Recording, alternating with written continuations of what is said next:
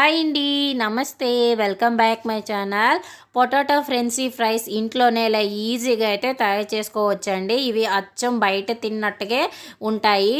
బంగాళదుంపల్ని తీసేసుకొని బంగాళదుంపలమైన తొక్క అనేది ఇలా నీట్గా తీసేసుకొని వీటిని నీట్గా వాష్ చేసుకోవాలండి. ఇలా వాష్ చేసుకున్న బంగాళదుంపని ఇప్పుడు మనం ఫ్రెంచీ ఫ్రైస్ కావాల్సిన షేప్లో అయితే కట్ చేసుకోవాలి.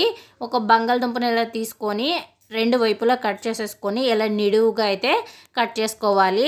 ఇలా కట్ చేసుకున్న బంగాళదుంపలు ఉంటాయి కదండి, వీటిని ఇప్పుడు సాల్ట్ వాటర్లో అయితే వేసేసుకోవాలి. ఒక బౌల్లో వాటర్ వేసుకొని ఇందులో కాస్త సాల్ట్ అనేది సాల్ట్ వేసుకొని ఇలా కట్ చేసుకున్న బంగాళదుంప ముక్కలు ఉంటాయి కదా, ఈ ముక్కలను అయితే ఈ సాల్ట్ వాటర్లో ఒక 1 అవర్ పాటు అయితే ఉంచాలండి. 1 అవర్ తర్వాత ఈ సాల్ట్ వాటర్ నుండి బంగాళదుంప ముక్కల్ని తీసేసి ఒక కాటన్ క్లాత్ మీద ఇలా ఆరపెట్టుకోవాలి. ఇలా ఒక 1/2 అవర్ ఆరపెట్టుకోవాలి.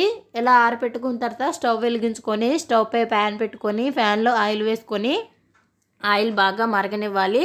మరుగుతున్న ఆయిల్లో మనం కట్ చేసుకున్న బంగాళదుంప ముక్కల్ని ఇలా వేసుకోవాలండి. ఈ బంగాళదుంప ముక్కలు మనకి ఫ్రై అయ్యేటప్పటికి కాస్త టైం అనేది అయితే పడుతుంది.